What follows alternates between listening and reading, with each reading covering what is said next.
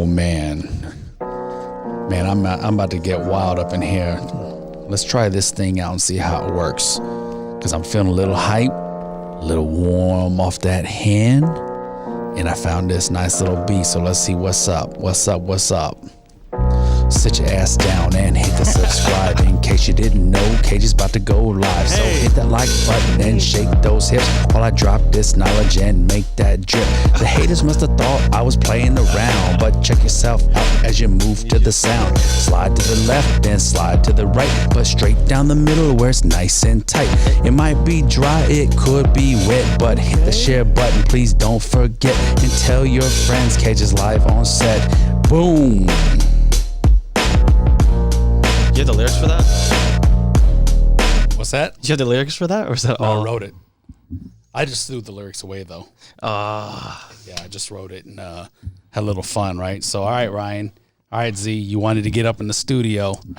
Are we live right now? Yeah, it's already. See the red button? That means we're hot. That means we're hot, right? So, welcome to the studio. Thank you. Wait, I got to do my intro. All right, you're up.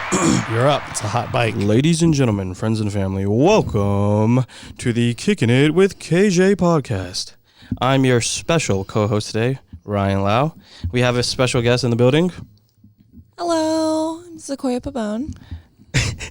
And we have the man of the hour, the one we call Master Chief Kevin James. How you doing? Good. Master Chief is Navy though. So, but yeah. Anyways, from Halo. So Z, let's make sure everybody knows who the special guest is. Z, right? She's not just anybody in the studio, right? Nope. She's the special lady in your life, right? All the way from Vacaville, California. Yeah, Vacaville, right? Are you shy, Z? I'm a little shy. I'm a little nervous. Really? It feels different, huh? When you start talking in the mic.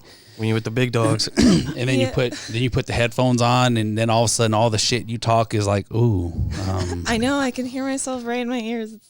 Yeah, it's good, right? And for those who don't know, it's very hot in Vegas. KJ has not came to the studios in a while because the studio is in the garage, and it is hot as fuck in here.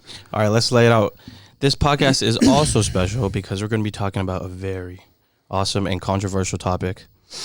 Relationships and love and all those things that make you feel gushy and have butterflies inside. All right? Gushies and butterflies, huh? Are you ready, Z? Yeah. Do we need to do some warm-ups, some icebreakers? Sure. All right, whatever we need. Real quick, all right, Kevin? All right, so no quick. All right, so let's do it. Little warm-up. Repeat after me. Can't, like a canner can cans. Really work on the articulation. Yeah, I don't do all that stuff. So. That was hard theater. All right, no. Some theater But stuff. back to our topic of relationships, all right? We want to hit two huge kind of subtopics of this. We're going to be talking about trust and insecurities, all right? Now, the reason why we thought this would be a cool topic is because if you guys didn't know, me and Sequoia are in a 2.5-year relationship right now. Yep. We are young 22 and 23-year-olds. And we think we know what we're doing. We're trying our best to. Right. But we understand that there's a lot that we haven't experienced at all. Mm-hmm. And so thankfully we have here Kevin to kind of give us his insight on the topics, maybe how he feels about it. And we'll just have a great discussion. Yeah, that's interesting, huh? Yeah. Where's your dad at, Z? Is he working? Yeah, so my dad works at Napa State Hospital. Does he? Is he working right this second? Not right now. He's not? Oh, man. We should call him. We should. Oh, gosh. Hold on. What's your dad's number? Well. Do you have your phone? I mean, yeah. No, I don't have it. 707. What's your dad's name? Sandro Pabone. Does he go by something else? Is it Andy? Andy. Andy? Yeah. Okay. 707? 624. 0375. I don't think he knows, but I'm doing the podcast. This is gonna It's okay. He's probably at home right now. Make sure you speak when he answers. So why is your voice so clear?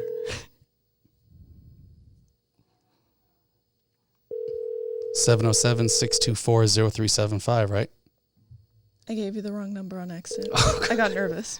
Wait, give the number. Give the right number. Okay, 707. Yeah. 439 439 5245. Where we come back about outlets? Oh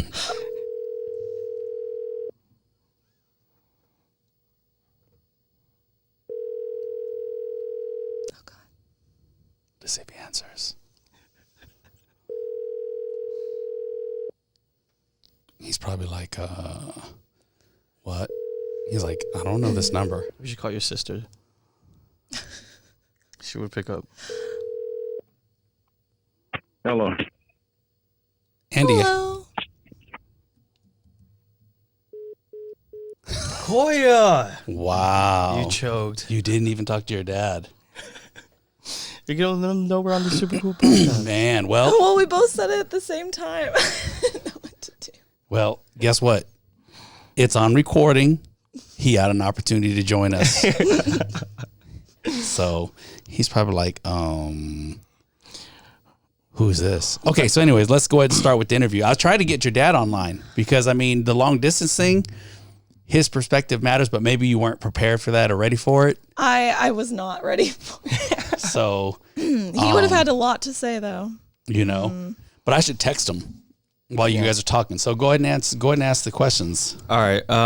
So our first topic, right? We're going to be talking about trust. I think I'll give mine, how I feel about it, and then you can talk about yours, Akoya.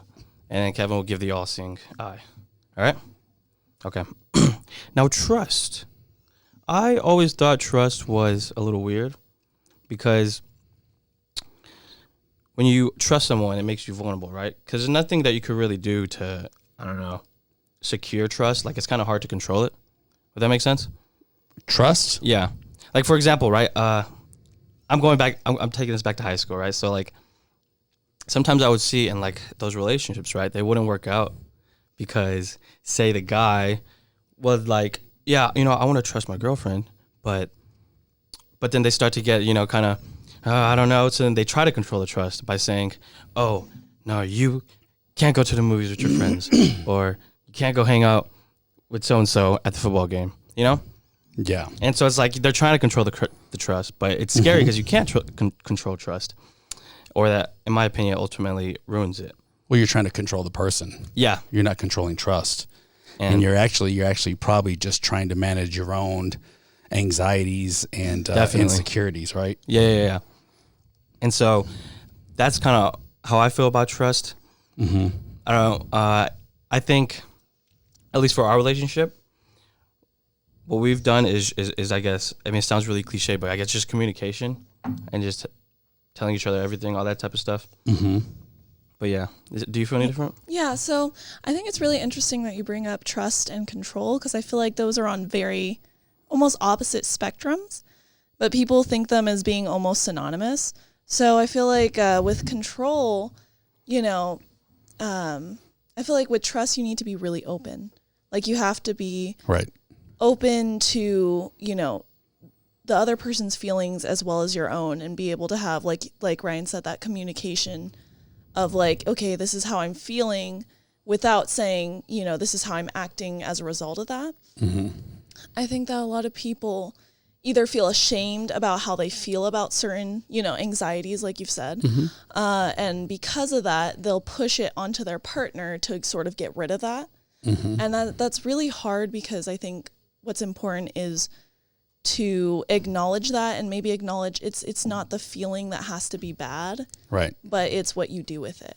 You know, it's how you handle that. And like Ryan said, I think communicating and just talking it out with your partner, and sort of being open that Right. that how you feel is going to be reciprocated and sort of, I guess, understood in a sense. Right. I think that's one of the most important things, and the most vulnerable things you can do in a relationship.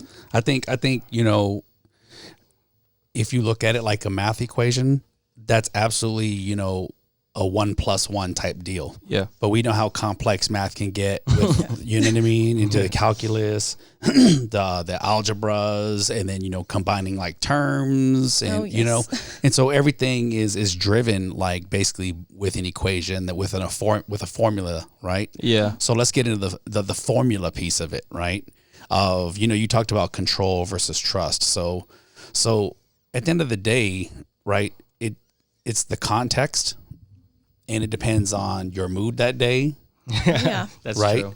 It that depends on something that's inconsistent, right?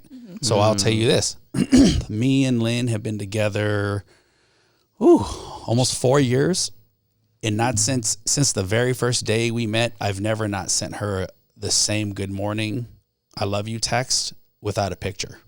It's amazing. Shout out to my mom. Right. And well, no, but this is the thing though. There's some days where my trajectory is off course. Yeah. Right. Cause something happens, or, we have a baby who's sick, or just something happens, and I gotta rush out the door. And that text that usually would be there by 7 a.m. doesn't come till 3 p.m.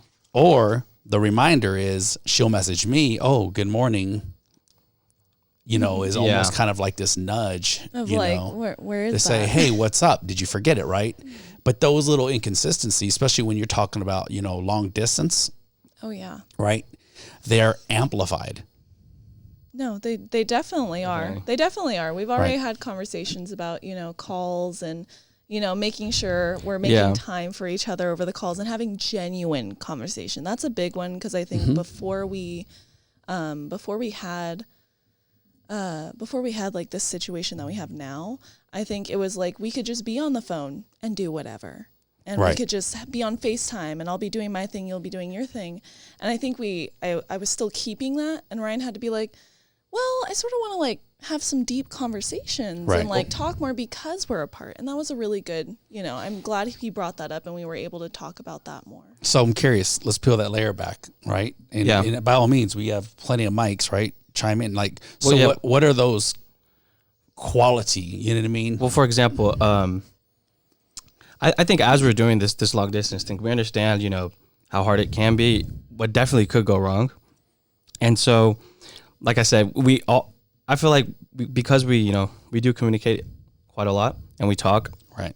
we do kind of go into it like we know, we think we know, but then it seems like every week or every day, like something comes up where we have to learn to work through it. For example, how she just brought up the talking on the phone thing. Right. Like a lot of the time, we were comfortable with being on the phone or FaceTime, and I would be doing homework, she'd be doing homework. Things are good because usually by the end of that week or the end of that day, we'd see each other, and then we could have that genuine talk. Right. But then now that these calls are kind of like this main kind of source of communication for us, it's getting to a point where we would talk and he'd be like, ta-da. But then you wouldn't get that kind of, when you're with mom in the room, right? And say you guys get that time where you could talk and look at each other in the eyes. Right. And it's genuine. And it was just like we weren't getting that, Right. And so it was kind of like, I guess I had to bring it up, but we talked about it and we were just like, maybe we should. Like you what? know. What's it? You said we talked about it. What do you mean? What is it? I would talk about it. Like, kind of. The listeners want to know, baby. You know what I mean? No, I got you. Needing- Go okay. ahead. I was going to say like needing more communication, sort of like making sure that we're answering each other's calls, calling each other, and like actually making sure that sort of when we call each other, we're not Right. watching things. We're not around the whole family necessarily. We're not, Yeah. because Yeah. I get distracted very easily. If I'm around someone Mm-hmm. and they are like remotely or like Sequoia, that's it. Like I'm just, You're like Dora hello. and Nemo. Yes. Right. No, it's really bad actually. And So Sequoia's sister, we love her to death, but they hang out quite a lot too. Yeah. And it's never been a problem before, like, having her in the room, like when we talk and stuff. Yeah. Like, it's totally fine. But even with someone else in the room, you still don't say everything that you would like to say. You know what I mean? In terms of like if you're in a relationship, like, hey, I love you, or asking about certain things, like. Well, why? Like here we are in this house, right? Yeah. In a house full of people, right? I look at it as I have potentially 2 future daughter-in-laws in my house. I'm Yeah. still running around with my shirt off. It's like I told Yeah. Francel, I was like, look, this is who I am. I'm an old fat guy. You know what I mean? But this is my home. I want to be comfortable, right? Yeah. yeah. And you have to learn, right? You have to learn to be comfortable and authentic with Definitely. your feelings, regardless who's around, right? And be very cognizant of those behaviors, because you will find over time with the long distance and the inability to see each other physically, Yeah. that you become hypersensitive and you start picking up on the things that normally you wouldn't pay attention to. Yeah. That's one thing that I'm definitely Right. seeing. Yeah. And then, you assume that he's easily just available here, right? But then you don't know where it's like, you know, mom be just jumping in people's ass for no reason. It's like we're all in basic training all the time, right? and so what I mean is like, you're like, well, I don't understand. Ryan's not answering his phone, but he could be with his little brother. Yeah. He's going to help his brother be a homeowner. He could be doing something. I mean, just, it's not like he's sitting in his uncle's house in a room. Yeah. Just easily accessible, right? And those changes you will sense. Yeah. And inconsistencies lead to speculation. Definitely. Speculation will lead to you filling in the blanks if you don't get the answers. So let's go back to trust, right? Yeah. That can go so many different ways, right? Let's talk about whether it's, hey, I got to go make new friends. You're going to make new friends. You're going to occupy your time in his absence. Yeah. That Actually. okay. Well, no. What were you gonna say? No, I want to hear it. Okay. Well, hold on. that's Hold on. ladies and gentlemen. All right. So this is why I think this is why we talked about trust actually early in our relationship, because I kind of talked with Kevin a bit about this, but also because we are very young, right? And this is the time where we're supposed to meet people, talk, network, go out, you know, try different things. Mm-hmm.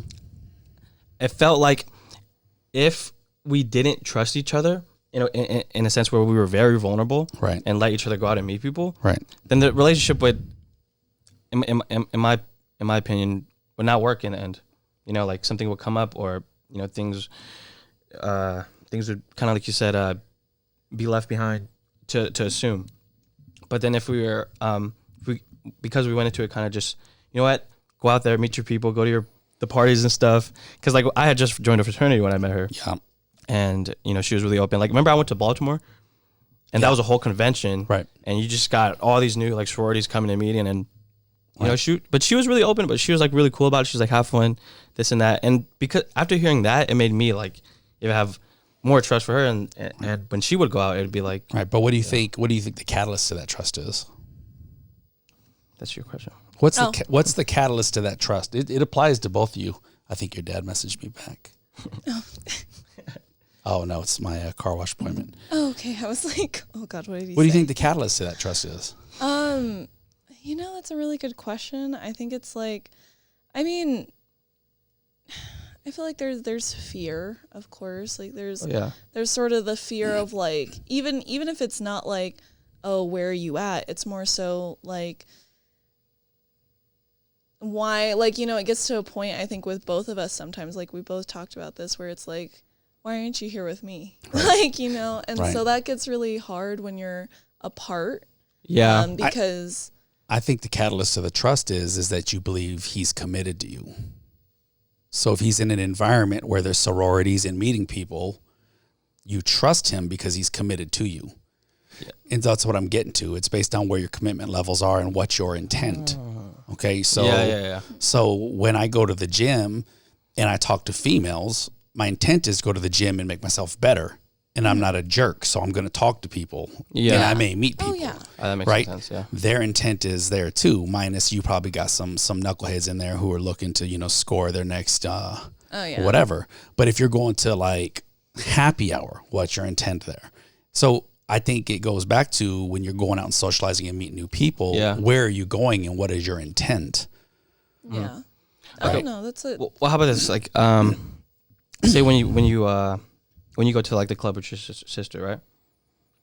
And you go out and dance and have fun. The intent would be to have fun. And to dance. And stuff. Mostly to watch my sister dance. And I think, and that does make sense. Because I would think like, why am I so, like, because in a lot of relationships, you don't see people comfortable with that, you know, with their significant other going out to clubs and stuff. And I like that you brought that up. The whole catalyst is, you know, because we do believe that we're both committed. Yeah. That it does make it a lot easier to, I guess, accept those situations. Or well, that's what it boils down to. Yeah. When I first got with Mom, I wasn't comfortable with it. Yeah. You know, because she had her life and I had my life, and it's not like we were high school sweethearts. Yeah. You know, and I came to Vegas as I'm a single guy and I'm gonna whore around. Yeah. You know what I mean? And that's one thing that, you know, Kevin, you know, why not? I mean, look, I showed up to Vegas. I'm a chief. I'm single. I'm not married, right? Yeah. I'm, you know, I'm taking care of my parents, so it's like I'm gonna relive my high school days. I'm like, hey, go to bed. Don't worry about my parents, you know? Yeah. And you think that, right? And then, you know, I meet a woman who is like, look, I guess I'm just gonna be single. I'm happy with the life I have. Yeah. And that all gets blown out of the water both ways, right? You know, it's like I told Brandon, you know, I think I told Mom I loved her for almost a month before she said it back. That's you know, and there's reasons for it. It's not like she didn't feel the same, but you know, you have to go back to previous relationships. Yes. And you have to go back to, you know, why is a guy interested in me when I got, you know, 2 boys, grown men and a young, you know, and it's like, there's so much. It is actually so complex. Yeah. Can I ask you this? Yeah. How long did it take for you and Mom, you don't have to go into detail, but talk about each other's past relationships? Was that something that Immediately, right? Because I think we were pretty immediate too, right? yeah, it's immediate, and you commit to it. Yeah. Look, dude, like from a male perspective, right? And it's different. Men usually are after different things than women are, right? And today it's hard for me to speak for your age demographics because it scares me, because women are a lot more independent. They're a lot more forward. They're a little bit less conservative than when I was younger, right? Oh, definitely. But you know, men will usually run around and fuck everything, while a woman really wants usually a genuine, authentic, good emotional relationship with trust and all that. Yeah. And with men screwing women over so many times over the years, women kind of just said, fuck that shit. You know, excuse my language, but everybody's listened to KJ before. And so when me and Mom meet, it's like, look, I don't got time for bullshit. Yeah. I don't got time for it. And I promise you, if more folks like your age took on that mindset, because I'm going to tell you, when I was younger, it's like, you can't fuck them all. Yeah. You can't. And there'll always be someone out there who's got the looks, right? But if there's no content, if there's no It's not character, worth then that beauty goes away. Yeah. It does. You know, and I always say, like, it's a man. They'll be like, golly, look at that Porsche. And then Lambo comes by. They're like, ooh. Yeah. And then a Ferrari, ooh. Then a Mercedes, ooh. Even a damn slingshot, ooh. You know? You can't drive them all. So stay with what's reliable and works for you. Yeah. And, you know, So you have to commit to each other immediately. definitely. Yeah. And you have to work through shit. Yeah. Yeah. no. Because the true definition of love to me is when you can reflect 70 years and say we stayed with each other through the bullshit. Everybody thinks they know love. Ooh, You can't I like quantify that. and know love until you have something to actually validate it. Yeah. And be like, yeah, I remember all them times I was ready to leave your ass, Yeah. but I didn't. Yeah. Yeah, no, and it really is about working through it. And I know there's this sort of grand idea of like, I'm gonna find my perfect person. I'm gonna find, but I think people have such an idea of perfect. They think like, oh, we're gonna be 100%. They're always gonna agree with me. We're never going to fight. We're never going to, and that's not. I don't think that's perfect. I think perfect is, because then you're not growing. I think perfect is, you guys are both growing together with each other and working on it and sort of pushing each other to be the best that you can for each other and for yourselves. And that's a good thing to say, because I know I'm a pretty simple guy, and I feel like I'm a very easy person to talk to, like outgoing, all that stuff. And I don't like conflict in my life, And so when it came to us, even though I had this thing that like, oh, we're so good because like we don't argue, it was actually really bad for our relationship because I was pushing back a lot of things that needed to be talked about. And so when it came to the part where we did talk about an issue or an argument, I don't even know what it was, but something like that. Contentious conversation or subject. Yeah. Something that we had to be. What is that? What's an example? For example, like my last week, right before I was leaving to come here to Vegas, I was telling her like, hey, like I want to hang out, or like it's like my last week. I'm like, it was kind of this big thing where I was like, I've never been the type to like kind of force her to hang out or whatever. It's not been like go do your thing or whatever you have to do. But the clock was ticking. I was like, this is my last week. I got to be greedy this week. The clock's ticking for both of you. Yeah, and so I was kind of pressing. I was like, hey, like I really want to hang out because it's my last week, and. Sequoia has this big thing where she doesn't, flake on people or flake on plans. And And then it came this big complex where it was like, well, why'd you even make the plan if you knew I was leaving? You know, and that was like one of the more serious topics. And in order for us to talk about it, I think it was cool because we actually like sat down, you know, talked about it, and it wasn't like this whole big argument. And that made me feel more comfortable bringing up things that had to be talked about, knowing that it didn't have to be this huge, well, what the hell are you doing? Da, da, da, blah, blah, you know what I mean? Yeah. And did she know you were leaving? Yeah. Did you tell her your intent was to hang out the last week and not to make plans proactively? I didn't. Oh, well, you fucked see. up. Yeah, so I was thinking, Yeah. I was like, oh, he's packing. He has all this stuff to do. Yeah. You know what? Don't push him. I was like, you already have some plans. Some people ask you to do stuff. And I'm like you said, I really try not to go back on that because like I know he used to a lot. And so I try really hard not to go back on any plans I make with people. Yeah. So when he said that, I was so stressed out. I was like, what do you mean? I thought you had all this stuff to do. Like, what's going on? Well, and you so, both like, assumed. You yeah, literally, no, we literally both assumed. We both assumed. And what's that saying about assuming? Assuming. You make an ass out of you and me. Yep. Isn't that cool how complex it my gets, dad though? I says mean, that all the time, actually. No, it's not because from the male perspective, right? From the male perspective, you probably just assumed that she would put you first. yeah. And then you assumed that you weren't first because at the end of the day, she was actually just trying to look out for you and assume you were going to be so busy that you wouldn't have time for her. And that's also probably protecting her from feeling rejected. Yeah. You know what I mean? Very true. And so the best thing to do, and you don't know this when you're younger because we're all scared. Dude, there's things that even adults are scared to say. Yeah. You know what I mean? But you have to say it. You know what I mean? Yeah, Like don't leave any room for speculation because then you argue about shit that you shouldn't be arguing about because at the end of the day, you really just want to connect. Say that one more time. You said don't leave any room for speculation. Yeah, don't leave it. Dude, what are you fucking doing? Yeah. You know what I mean? Like, dude, if you love her and you love him and your intent is to be together, then you're open about it and you start talking about what the next 2 years look like. Because both of you have also said that it's all about time together. Well, how much time are you missing Yeah. being apart? So why fucking dick around? Yeah. Are we going to be together or not? If we are, then how are we planning to do that? Because I told Brandon that too. Like I said, okay, so you start building something here and Francel starts building something there. Now you add another layer of complexity. Because now it's like, well, no, what I am going to do is more important than what you're going to do. To me, I'm like, it's the easy thing. Who owns a property first? Oh, yeah. Right?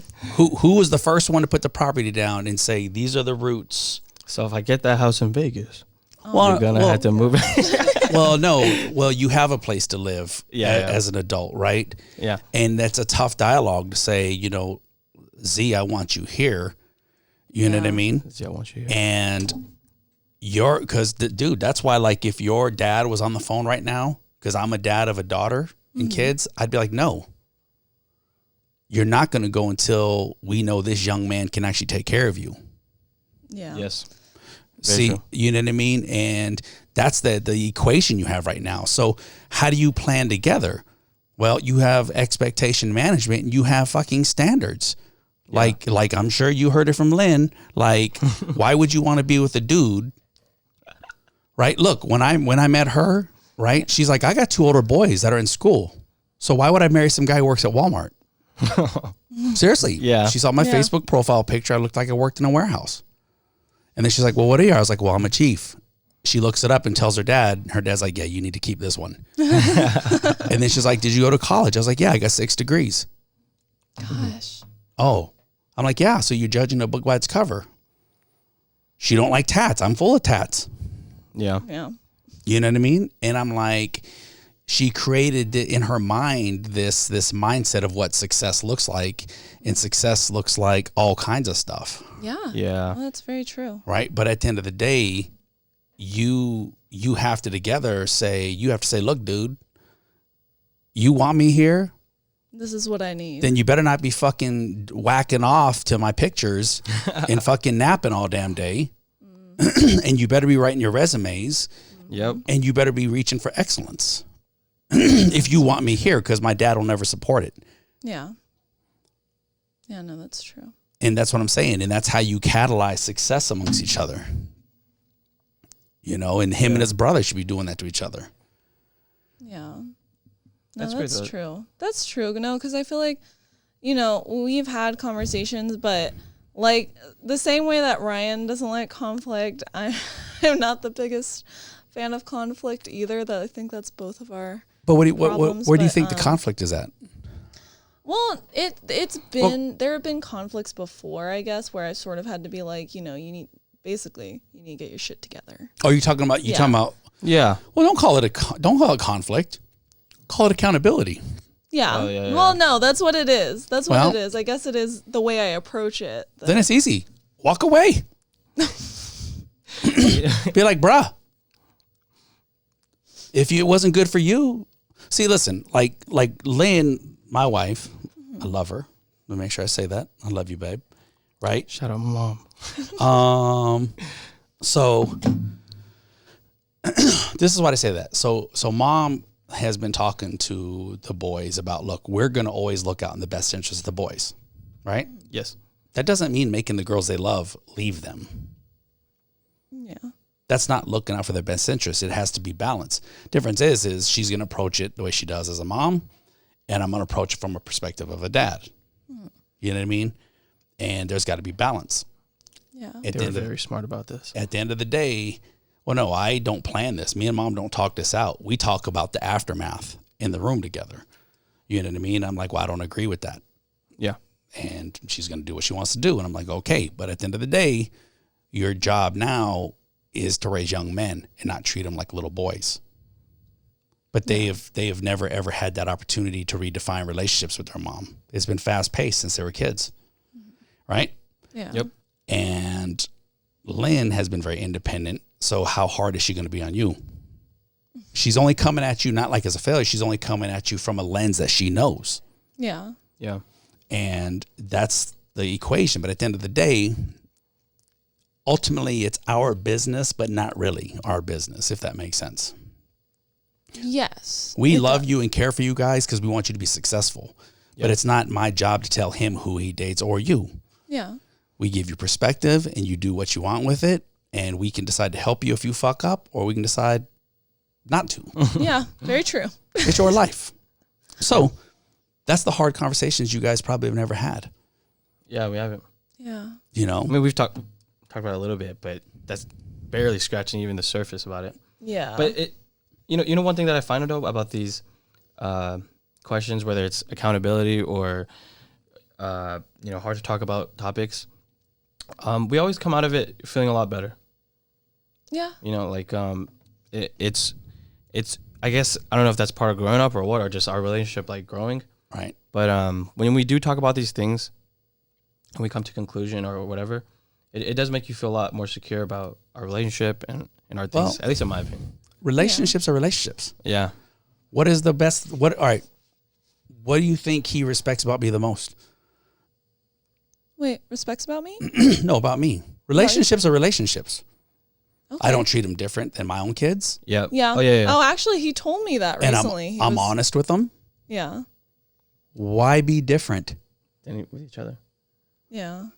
If you know the equation is being honest, but being fair and being loving and not abusive, Yeah. with the intent to understand, right? So even Steve Covey says, think with the end in mind. Think win-win, right? Yeah. Sharpen the saw, all that old fucking bullshit, right? Right? And Steve Covey's a lot more intelligent and wealthy than I am when it comes to this stuff. Why not be transparent and open with each other on what you want? You want to be married? You want to have kids? You want to be together? Oh, well, I Okay. mean, we've talked about. You have to stop farting in your sleep. It's okay. Everybody farts. I know. Okay. Especially you. Don't even. Okay. Hold on. Okay. Wow. Okay. Well, what I was going to say is I feel like we've had a lot of conversations about like children and I think also marriage and like the time we will sort of would be comfortable doing that. You were thinking about it. Yeah. Yeah. And so we've talked about that actually consistently. And I feel like even over time, it's like changed a little, but for the most part, like we know what we want to do there. But I like your idea about defining what success is for each of us. Cause Yeah. I feel like, you know, I feel like I don't haven't done that the way I think I should have. Like I'll think about it as this abstract thing, like success, but I think it's really important for the both of us to sort of define what that is to us. And those roads don't always cross. Yeah. Yeah. Yeah. You know, I mean, I only got the field goal with my wife because of COVID.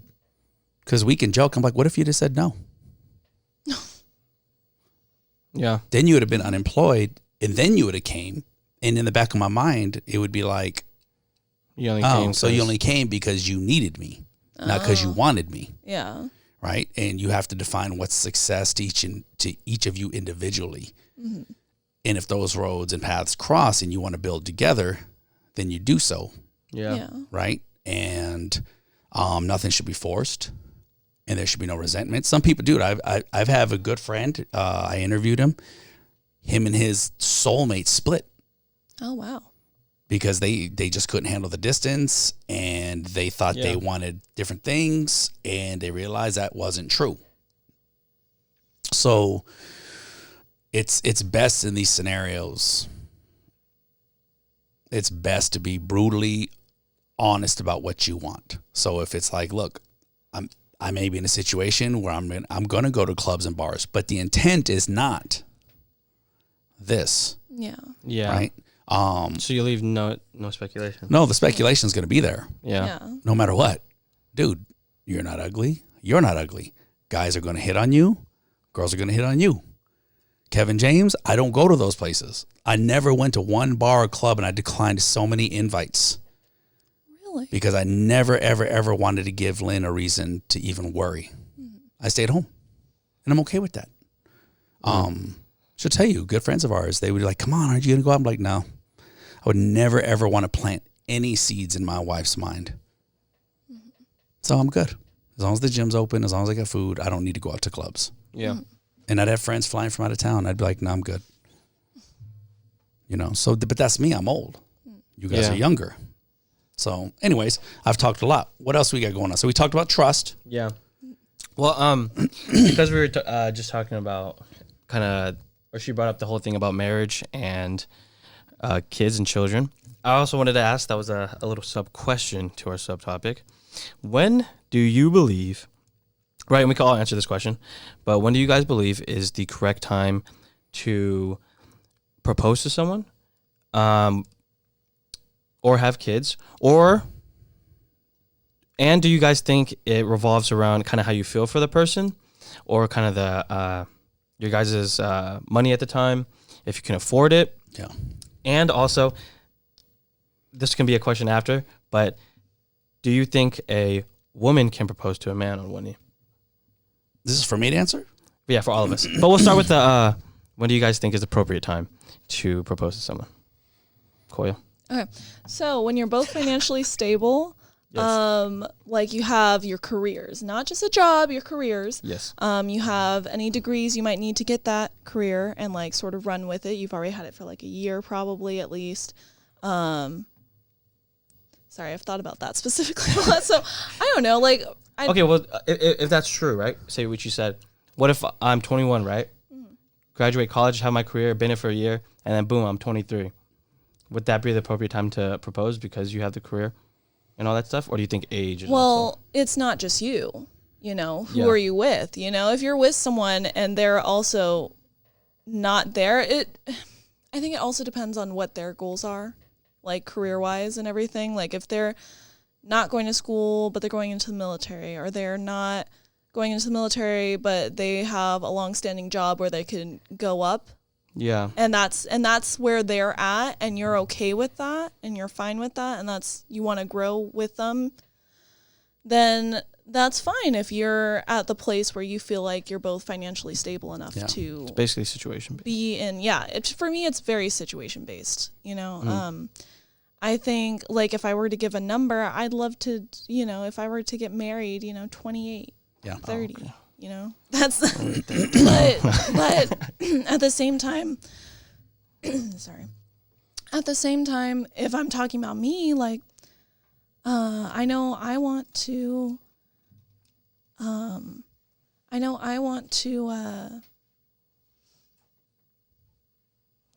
sorry, Thinking. So I know I want to, go to graduate school Yeah. and possibly go into a PhD program. That's quite a Thanks, Kev. that's quite a few years. I heard that could range from like 3 to 7 years possibly Yeah. of extra time, and I'm 23 now. So, the possibility of me having a secure job by then, maybe I'd be 31, 32. So I guess it really does depend, but I would want to be done with school with degrees where I have a lot of prospects. Yeah. I want to be set in that sense. I want to be able to know I have a place, or we have a place. I think that's a bunch of good points. I think the age of 30, in my opinion, just because I've seen I don't know if I'm influenced by my cousins or what, but on both sides, kind of that age of 30 is when you start to see the question get popped and then the marriages and all that stuff. Yeah. What's the stat on those marriages staying together with all the things that you brought up being perfectly in place? Right now, I've only... There's no stat. No stat. So there's no perfect time. The best answer is when two fucking people are committed enough to never give up on each other and step outside the bounds of what you say. You know what I mean? Yeah. Right. So, and it's slipping my mind. What is the shit we do when we get married? The vows. The vows, right? You make a vow to each other, Yeah. right? When you make a vow to each other, it don't fucking matter if you got 10 degrees, 1 degree. Look, Jeff Bezos just got divorced. Bill Gates just got divorced. They got all the fucking money. They got all the education. They got all the influence, right? But they gave up. There's no perfect time. Mm-hmm. The time is when you fucking know you're going to stay committed. Yeah. And you're going to do it together. For richer or poor, right? For richer Yeah. or poor, till death do us part, right? And if you want to get biblical about it, you can get divorced for 2 reasons: adultery and someone dies. Okay? Yeah. So I'm going to tell you, all those other things that everybody will list is all selfish things. Yeah. Does it make sense? They're all selfish things that we believe we have to get in order, but you can achieve all of those even if you're married. Yeah. Right? That's true. So I'm not saying your answer is wrong. No. I'm not saying that's just there's no perfect time. Yeah. That's like saying when's the perfect time to No, take a I mean, breath? like, I feel like when you said that, it made me think, like, yeah, because I feel like having a perfect time or doing that is either going to set you back or it's going to really is sort of like a bid for control. Yeah. Which, like we said, is the opposite of trust. Well, I'm going to tell you what. Let's do something. Andy? You said to call him back? Yeah, he finally texted back. Oh, God, I don't know what he's going to Yeah, hello. Andy, what's going on? Hey, what's going on, man? How you doing, brother? Hey, we are in the middle. We're about, we're about 40-something minutes into this. But I think... So when you hit me up, it was like right away. It was like, yo, we're going to do this now. That's when it was, man. So... Hey, Mr. Babone. Gotcha. Me, Ryan. Hey, Hello. Hi, what's Papa. up? Hey, baby. How you doing, sweetheart? I'm doing well. How are you? So, I'm doing good. So they shanghaied me with some questions. I'm like, whoa. Z's dad has a lot of weight in this, if not more than mine, because this is the baby girl, and I'm a dad of a daughter too. So your text came in right when we were answering a question on when is the right time to propose. Oh, my goodness. That is, when is the right time to propose? I really think that, I raised a highly intelligent, smart, responsible young lady, and I'm sure that when she believes it's time, Ryan will know. So there's no perfect time, correct? Oh, wow, you guys said the same Yeah. thing. So it's funny, we said the same thing. Z, she had listed all these laundry list of things, like, when I have a Mercedes-Benz, when I have 6 degrees. Right. I seriously doubt she said any of that. She didn't, but she did list some very good things that us as dads would want to hear from our daughters, right? Like, okay, you got your life straight. And I said, well, I don't think there's the right time until you know that you're going to commit and you're going to get through it together no matter what. I agree, 100%.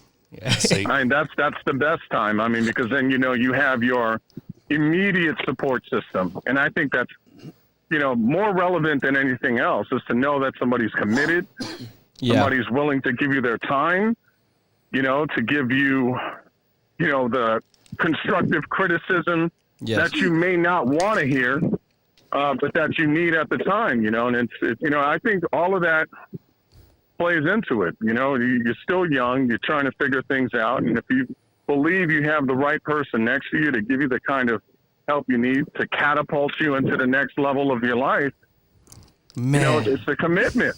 It's a commitment. It's something you guys are making. And, you know, I think that you really need to choose the right person. I mean, we have over, what is it, 3 billion? Yeah. I mean, shit, choose the right one. Excuse my language. But No, I've already dropped about 15 F-bombs. So you're Okay, you're all good. right. Wait, can I ask, how long have you and Tasha been married? We're going on 25 years in February, next February. Sheesh. Yeah. So you guys are really working through it all. We still work through it. I mean, See? this is constantly a work in progress. I'm from the Bronx, so I came. Hello? So, you know, I have my own set of problems that I know I have, and my wife has her own set of problems that she has. And, you know, we're still trying our best to make this happen. I see it. What did I say? You don't quit. You don't quit. That's what it's about. You don't quit. You don't give up. You're absolutely right. You know, and Andy, I told them earlier, and the best part is when we put this all together, you can actually subscribe to my podcast if you want, and then you can listen to all the other crap I talk about other folks. But what's good about this one is I have a theory is that you don't really even know love until you hit that milestone and said, look, we stayed together 50 years through the thick and thin. And I think we have this sense of love, but I mean, how do you quantify it? You know, and I told people, and just so you know my background, I'm old, retired Air Force chief, and then I do business for the government. But I used to tell people on social media, but like everybody wants to celebrate these 60-year anniversaries, 25-year anniversaries like you, but nobody realizes that shit didn't come easy. Yep. No, not at all. I agree with you 100%. You know, I totally believe that, you know, people think the grass is greener on the other side, but it's just fucking grass. You know what I mean? Like, you got to work on your shit. You know, you really do. It's like, it's very easy to give up. Everybody wants the fast, the quick, glowy, sparkly thing. You know what I mean? They don't want to work on shit no more.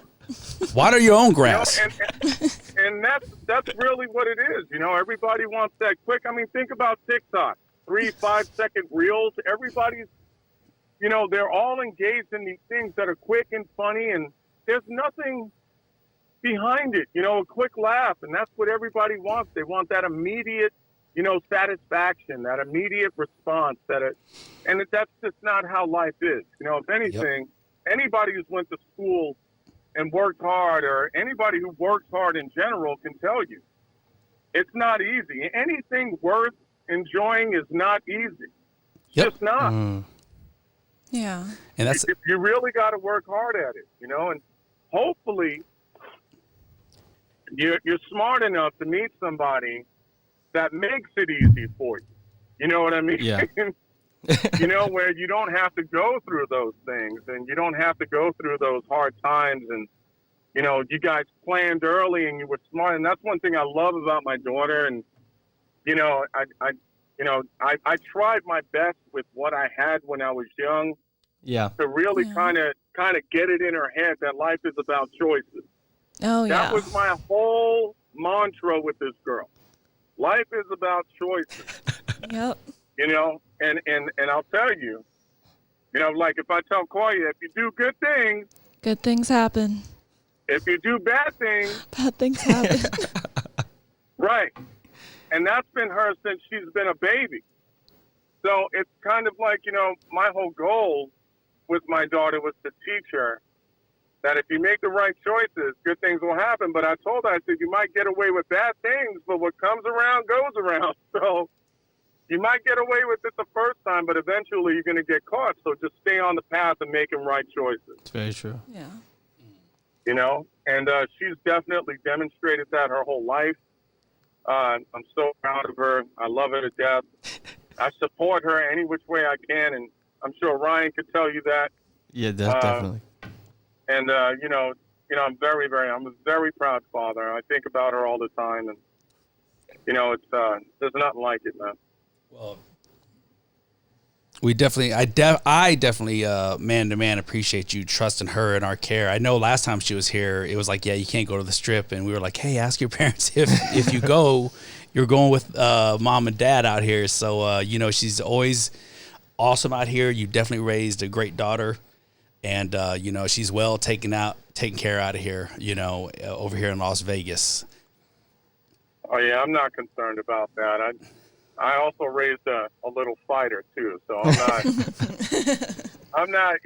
I've always trusted her judgment. I mean, I sent her to Europe when she was 18 years old, and they were sleeping in hostels with my other daughter. Oh wow! So I've always trusted that she, had the insight to know when there was danger, to understand or to read the environment. And know when she should be in one and when she shouldn't. So, she's she's really well-rounded. And again, I don't think that if she was like a naive, girl who, didn't really know much or wasn't that worldly, I don't know that I would have sent her to Europe. But I've always trusted her judgment. She's always rose to the occasion. So I've never really worried about her. And yeah, you guys don't have to call me about her going anywhere. Like, okay. I trust her and I trust her judgment. And I like I said, I raised her right. I believe that I have. And when you have that kind of trust and faith and in what it is you've created, because I think I've created a great human. Yes, you did. I don't really worry too much about it. Well, thank you, Papa. Well, that is a great segue to the next question Ryan asked, and you should lead the answer on it. And Andy, this is something for us to listen to. If you're good with this one, this was the question that you would have heard if you'd been on the phone earlier. All right, Z, you lead the way. When is the right time to have a baby? Your dad's on the phone. You already know that my answer is not going to match up with yours. Okay. All right, so I've always told my daughter the right time to have a baby is when she's done doing everything. Yep. So basically, my wish for my daughter is that she goes, especially with her husband, with her partner, and they go and they do everything that their heart desires. You know what I mean? Like they first put their passions and their dreams and whatever it is they want to accomplish first. You know what I mean? Whether it be their career, whether it be anything, because I believe that bringing a family, like, you don't want to have those late night urges. You know what I mean? Like you want to go out and do something that you haven't done, and you don't want to feel like there's something that you missed or something you wish you would have done if you didn't have a family. Yeah, but when you said midnight urges, I went a different direction. But yes, I know what you're talking about. Yeah, but you know what I mean? Like, I just right. But you know what I mean, right? It's just kind of like you're sitting there laying in bed, kind of like, I wish we would have done this. I wish we would have done that. Yeah. Just kind of get it out your system. Go do it all. And then when you're done, and you know what? You find a place that you like the community, you're ready to settle. And, live a year, by yourself, just kind of see. You guys are working, you're in your career, or whatever it is. But I think you really have to go out and experience life, do the things you want. And then when you're ready to settle down, when you feel like you've done enough, or you've kind of like you went out and you checked out the scene, right? You've been to places, you might have found a place that you absolutely fell in love with. You know, you met people and they were great and the community was great, and you might go, you know what, man, I live in California, but wow, I went to North Carolina and this community was just amazing. Yeah.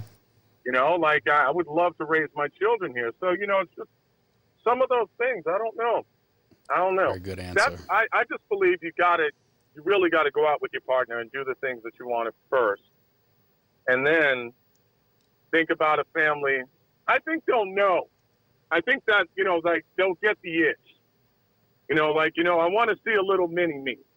You know, I want to raise a child. I want to be a father. I want to be a mentor. I want to, you know, I want to do baseball. You know, I want to do football. I want to do wrestling. I want to, you know, I want to see a little child grow. Yeah. You know, I think eventually, but I think it's something that you have to plan. You know, sometimes it just happens, and if it just happens, well, then the plan's out the window. But, you know, I think it's something that you should plan for. It's something you should be ready for, something you absolutely want, because it's a full-time commitment. It's not, not easy. You know, there's no playbook. So, you know, you've got to be mentally prepared for the challenge, because it is a challenge.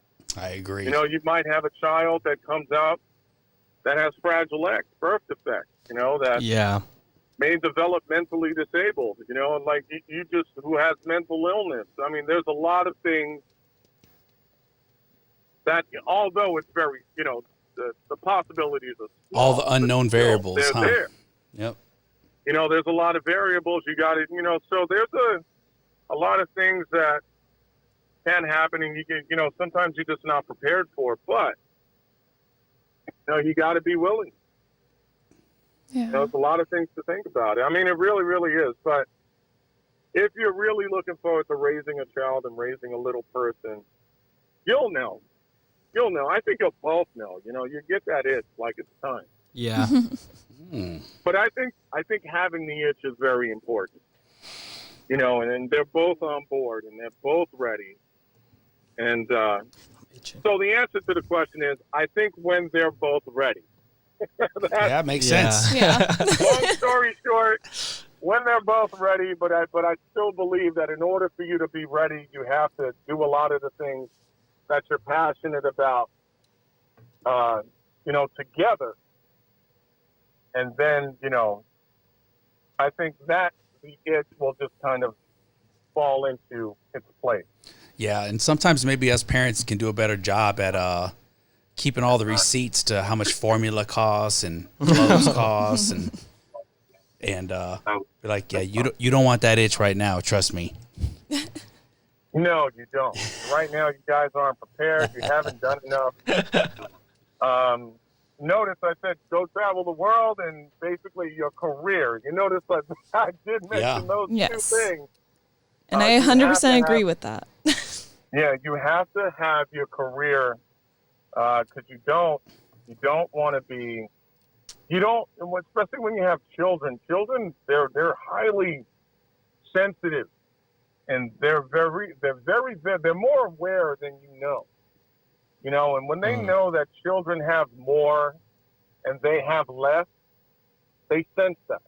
You know, they sense that. They feel insecure. You don't want to raise an insecure child. You don't want a child feeling like, you know, or doubting their parents because their parents aren't giving them enough, or, you know, love is everything. Don't get me wrong. But we still live in an environment where, you know, you have to provide. And some parents provide better than others. Yeah. And children and financial are stress is still stress. And it still takes a toll. Yeah, absolutely right. It does. Right. And the bottom line is that you don't want your child growing up with that insecurity. You know, you just don't. And I think it's highly important. And you have a responsibility to your children to make sure that, you know, they're secure. They basically have the needs, especially if you're going to have them grow up in an environment where there's, you know, more than likely you're going to live in a middle-class neighborhood. Yeah. You know, and some of those parents, they go all out. That's true. Well, he literally just covered I don't know. Maslow's hierarchy of needs. Yes, You know he what I mean? He did, right? Because you never get self-esteem if you don't have security, sense of belonging, and Yep. physiological needs. So Yeah. Right. that's huge how many times people dismiss it, but it's very It's applicable. very true. Yeah. You know. That's it. Very, very true. All right. I mean, it's So what Yeah. what else do these kids got for us? I'm gonna call you Dad. Me and you are the dads on here, right? So what else y'all got for us? Because now you got both dads. And by the way, I think that was a curveball for Z. She was like, "What are you doing?" she had me call somewhere else. Where'd you have me call the first time? I freaked out and accidentally gave you my number. Oh, that's your number. Yep, my phone started ringing and I was like, wait, which number did I give him? I blinked. Well, it's a 2-for-1 day. I got you and your dad's number now. All right, dads, I got a killer for you. All right. All right, hear me out. All right. So, the second topic that we wanted to bring up was insecurities. All right, in relationships, to be more specific.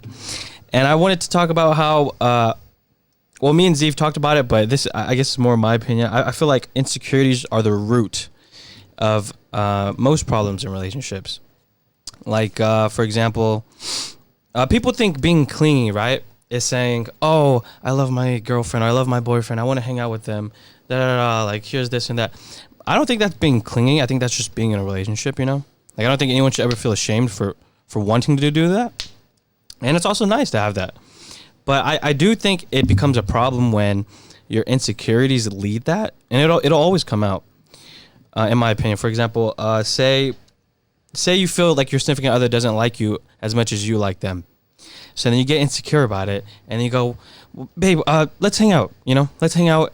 Let's do this and do all these things because, you know, you're afraid that, you know, maybe they don't love you as much, or you know, and you just want to like always be by them, and that becomes clingy, in my opinion.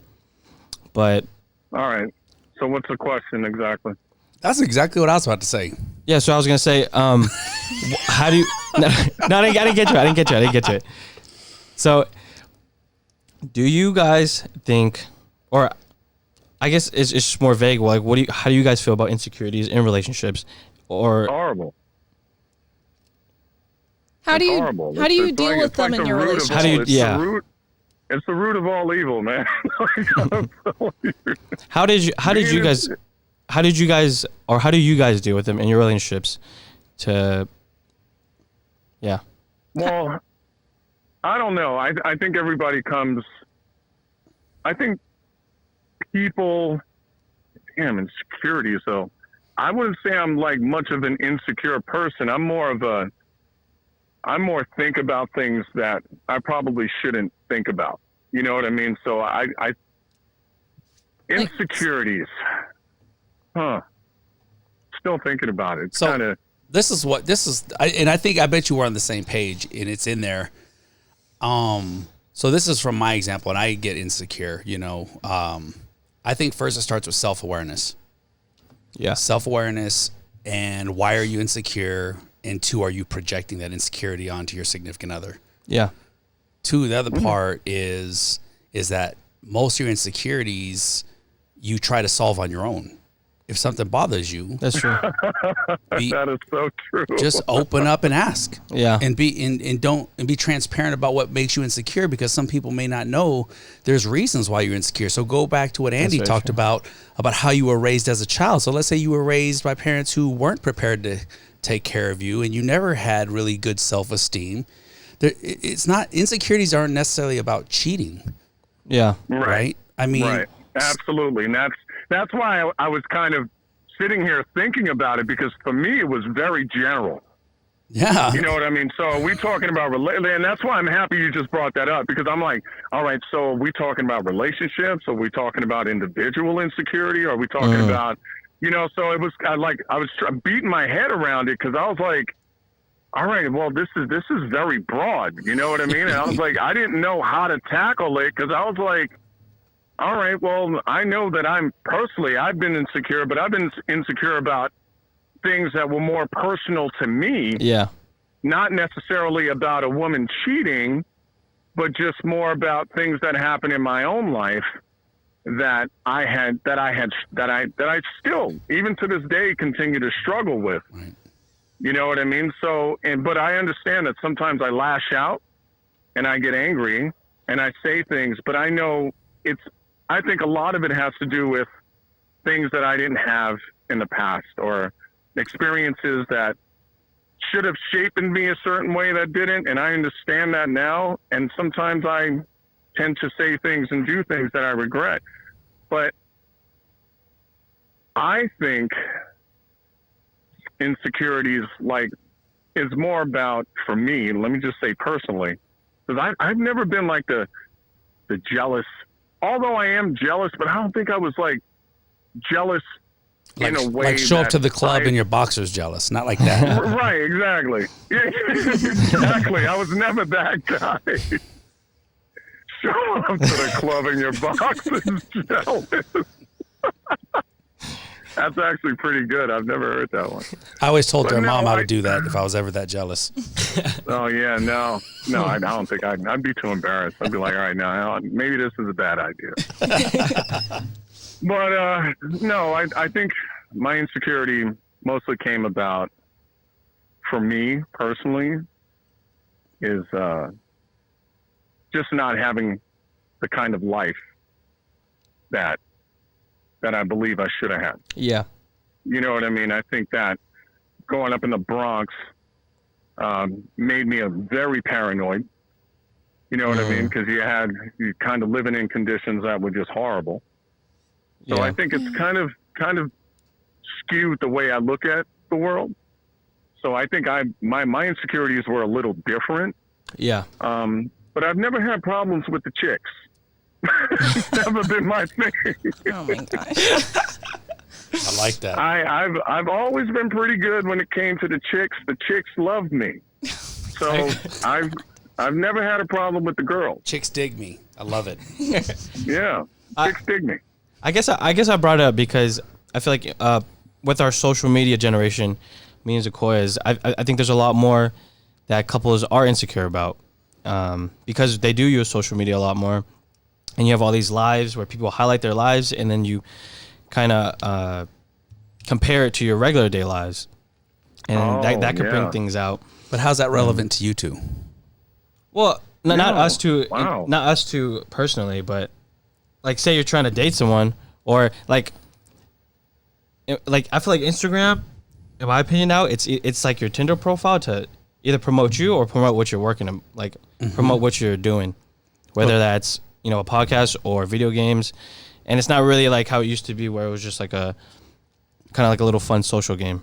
Well, and because you have... Yeah, but it's not like that anymore. Yeah. You know what I mean? It's completely different now. You have to play chess. Yeah. Don't play checkers. Right? There you go. It's snapshots. So a picture, right? You can have a filter. You can take the perfect view. Like you're sitting in my studio in the garage, and by the way, we're sweating our asses off in here. This thing's awesome though. I wish you saw it. Yeah, but if you just took a picture at the right angle, you could think this is like some world-class studio. Oh yeah. So you can create whatever perceptions in life you want. That's why I was asking Andy. I was asking him, what's the relevance to you? Because as long as you two don't buy into that crap and you focus on you, it's not relevant. And everybody else, we don't even know what's left and right anymore. So focus on you. Yeah. That's really what it's about. And also, finding somebody who compliments you. I think that when you find somebody who compliments you in a way like you two do, I mean, you guys, all I do is watch you guys laugh all the damn time. I mean, it's it's great. I love that about you guys, this relationship. But, I think when you find somebody who compliments you individually, that insecurity, if there is insecurity about what others may have or the perception or anything like that, you don't really have to look at the outside. Yeah. Because you got somebody sitting right next to you who's reassuring you that none of that shit matters. And I think that's, having a partner, when we, getting back to the early, having a partner is very important. You know what I mean? Because you're right, Ryan, we do live in a world where, everybody's trying to make something seem or make themselves seem more than what they are. Yeah. that in itself is a sense of insecurity, right? Yeah, definitely. But, you know, when you have somebody who compliments you and somebody who, in a way that you can't get that on social media, Yeah. you know, that kind of friendship, that love, that companionship, you know, somebody who's going to tell you things that you may not want to hear. That's a big And point. who's going to give you, you know, what do you call it? What is that? Constructive criticism, right? And just be completely honest with you. You're not going to get that on social media. Well, the worst part is you see every day millions and millions of gigabytes of bullshit go across there, yet they still run there like it's the gospel. Yeah. Yeah. Very true. Like I'm like, you see it in leadership. You probably see it in the health world where you're at. I mean, like, no one's gonna listen to you, Andy, when it comes to like nursing, but they're gonna go to some Facebook page, right? Correct. Yeah. You see, No, that's very right? true. I mean, You're 100% right. But I went on WebMD, you know, Yep. and I saw that somebody blogged on there. I was like, well, did it come from an actual doctor? Or were you reading the comments below? right. Because if you're reading the comments below and you're not reading what the doctor actually wrote, Yeah. you know, and then we're in the day and age where you can email your doctor. Yep. Your doctor will be more than happy to answer any questions you have. I mean, like, you don't even have to even go on the internet no more. I mean, like, in most cases, Yeah. you can email your doctor. Yep. So that's what's kind of mind blowing. And they have an obligation to get back to you within 48 hours. I didn't know that. So, Oh. well, that's Kaiser. But Kaiser has an obligation to get back to you within 48 hours. You know what I mean? So, like, Damn, Sutter. you know, I email my doctor, and when I have any questions, you know what I mean? I email my doctor, and you got to keep in mind, I work with doctors, so I don't necessarily have to email my doctor. I just call my job. But people, Like, hey, doc. go ahead, Z. Oh, Huh? sorry. Specifically about this, then we'll start to move back into relationships. But specifically on what you said, I think a lot of that is confirmation bias. Like, people, you know, when they're freaking out, they go to what they think is going to tell them what they want to hear, which is that it's something Yeah, crazy, that's true. Confirmation that it's bias. something wild, even if it isn't. You know, and you can find that so easy on the internet. You could type in special keywords and get exactly what you want Yeah. or what you think's going on. And the best part is Yeah. the same person who gave you some feedback that is toxic to your relationship is walking away while the relationship is falling apart. Yes. Oh, yes. Oh my God, I've heard so many videos. That's why you just go to the Videos. source. How about people that Yeah. you know? Oh yeah, sometimes it's people you know too. I mean, but- have you had somebody tell you about and like the girl's been in 5 relationships in the last year, and she's like, you know what, girl? Let me tell you something about. And you're looking at her like, listen, do me a thing. Don't tell me nothing. Right. Okay? Everybody's I don't wanna celebrating hear a J-Lo. word you have to say. Yeah, exactly.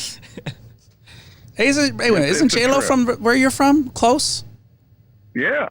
right? Yeah, Okay. she's from the Bronx. Right. Yeah. That's okay. Let's talk about that. No, I'm just. Oh, let's. Yeah, she's one of my faves. oh my gosh. But You have that poster in your room? All right. So what else you guys got? That was kind of the two main big ones. Yeah. One, I did have one question. Oh, okay. These ones are a lot lighter though, a little more fun. If you guys had, or I mean, you guys already been on honeymoons and stuff, but what would be like your dream honeymoon spot? And are there things that, you know, say people don't think about when they do go on honeymoons? Like, for example, well, no, not the price, but I don't know. I was just curious about honeymoons. Yeah. I'm gonna tell you this, and Andy, you may be different because I'm old, and I don't know how old you are, Andy, but I don't care. I think Because- I think we have to be the same age. Close. I'm 46. I'll be 47 this year. Are we close? I'm older than you. Oh shit. Okay, so you might even lean more in favor of what I'm saying. I don't give a shit as long as I'm with the person I love. Yeah. And I the was one going to say the same thing. and the one thing I learned is I need a week off after the vacation because vacation is a lot of work. It is. It is. It is. And I agree with you 100%. Even like my daughter could tell you when we go on vacation, We go everywhere. Yeah. Like we go and we get up first thing in the morning. We get in the car and we're out. Like I'm not. We go hit breakfast, and then after that we go hit the whole island or wherever we're going. We drive up and down the coast. Yeah. Because I want to see everything. I want to I want to make the most of my vacation. My honeymoon, it's a little different. It's a lot more downtime. You're kind of like going and chilling on the beach. You're just looking at your spouse. You're talking, giving the eye contact. Talking. Yep. And you just relax, and you relax more. Yeah. I believe. But I think you're 100% right. You do need that week afterwards because I don't know. There's just something I don't know. It's like you still need that kind of. Oh, because you're tired. I don't know. It's kind of hard to wither away from that. You know what I mean? All those midnight itches. Right. There you go. Well, you know what, It's Andy? kind of hard to wither away from that, man. I think we probably have very close temperaments. So this is what I would say if there was any advice I would give besides what I said is don't ruin the honeymoon before you get there by being impatient with the stresses of travel. Oh yeah. Because That's a good one. I've seen people start Yeah. fighting before they even get to the honeymoon destination. Sheesh. Come on, let's go. Yeah. What do you mean you didn't pack that? You forgot that? Yeah. No, you know what? I don't know. You know what? My wife does such a great job of packing, though. I've never had a problem with that. Like, when she's ready to go, she's ready to go. She packs. And what's great, I've never packed any of my stuff. Oh, wow. You're lucky. She does it all, man. Like, all I got to do is pull a bag. Oh, I am man, you're dead serious. fortunate. And you know what? What's great about it? She's never, ever left anything behind. So it's kind of, now that's man. surprising. Really? Yeah, I know. Knowing Mama, that is really surprising. No, think about it. Every time we've gone, and we've gone on many vacations, I've never been like, oh my God, I can't believe. No, it's all there. That's amazing. Wow. Underwears, surprised. undershirts, T-shirts, everything, socks. I mean, like, man. Even on that trip, you guys just went on that nice trip to Hawaii too. Yeah, and I'm just saying, everything. I don't pack a thing. Yeah. And it's not out of choice. Like, if she told me, hey, you have to pack your stuff, of course I'd pack my stuff. Yeah. But for some, she's just, she just got to control it. Man, I'm going to tell you like, what. You know what? Last time I was like, look, I didn't fit these swim trunks since the 80s. I don't know why you packed them. But I hope, what do they call that? Muffin top? Yeah, I hope Muffin Top right. is in season in Cabo. Oh my gosh. Yeah, so I've been very fortunate, but yeah, absolutely right. I can't say that I've ever come across that problem because I haven't, because my wife is meticulous when it comes to going on vacation. She just does everything. So I've been spoiled in that sense. Man, that's what's up. All right, well, what else you got? Or we're wrapping up. Yeah, that's it.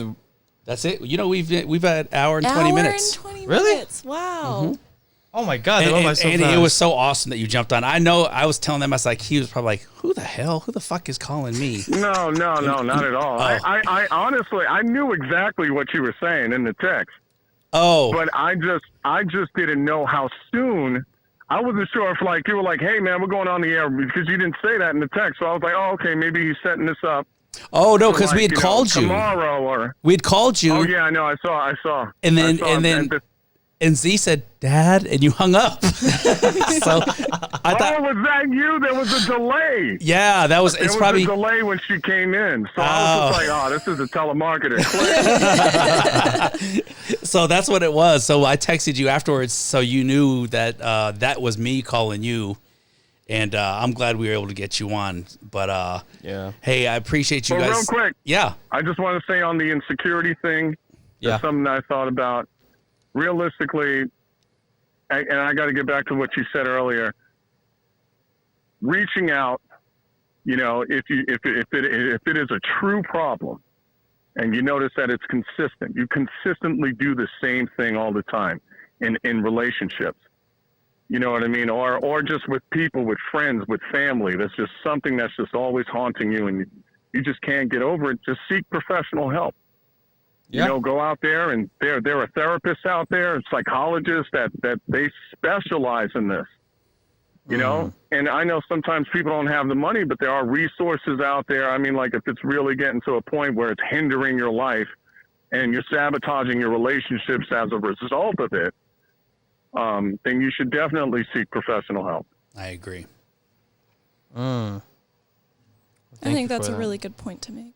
Yeah. And shit, there's so many Right, damn YouTube right, videos on Sequoia, this stuff. PhD, No. Pabone. Oh my god. Yeah, that's I'm playing It's up the my daughter right expectation. now. So in the future, 4 years from now, you could talk to my daughter, who will be getting her degree in psychology. Hopefully will go on to be a psychiatrist.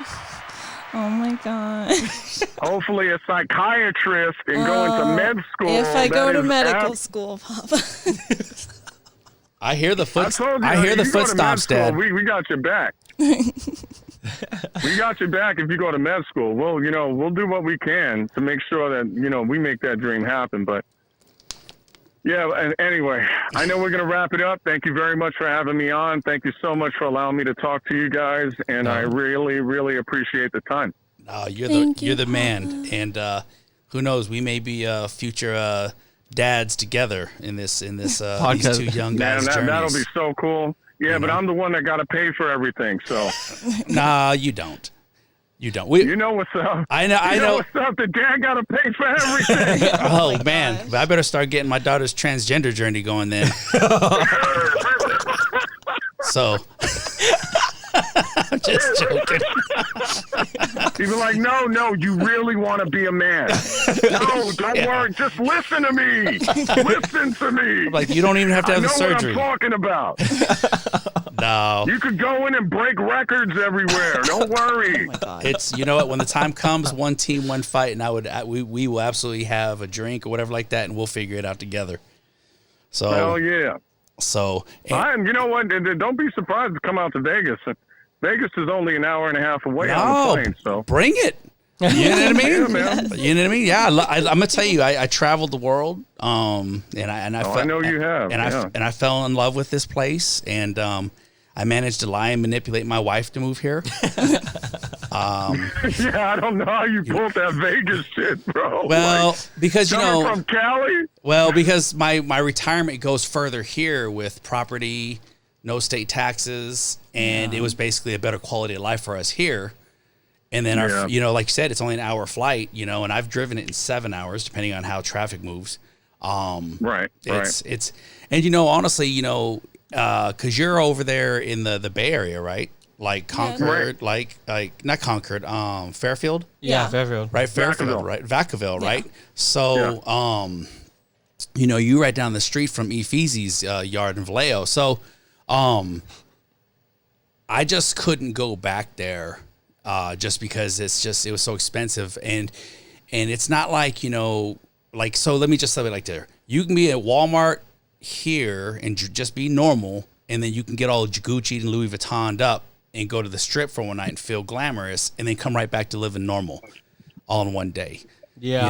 And I think for me that was the sell, and then obviously the cost of living. So yeah, you come on out here, man. You always have a place to hang your hat, Yep. and and absolutely whenever we come back to California, whenever that is, we might have to find time to meet in the middle, or who knows, we can go put on our New Balance shoes and walk around the outlets out there. But hey, Ryan, man, why don't you take us out the studios? Because I'm going to tell you, Andy, I've lost like 20 pounds sweating. Like, I'm drenched right now. Yeah. All right. Well, thank you again, Mr. Pabone, Thank you so much, Papa. for joining us. It was a fun podcast. It's going to be live posted on Kicking It with KJ on YouTube. He already has podcast up there, so go check it out. Thank you guys again. My name is Ryan Lau. We're here with Sequoia Pabone. and KJ in the house. we'll see you guys next time. All right. Hey, take care, All Andy. right, take care. Bye. All right, man. Take care, guys. Bye. Love you. Bye.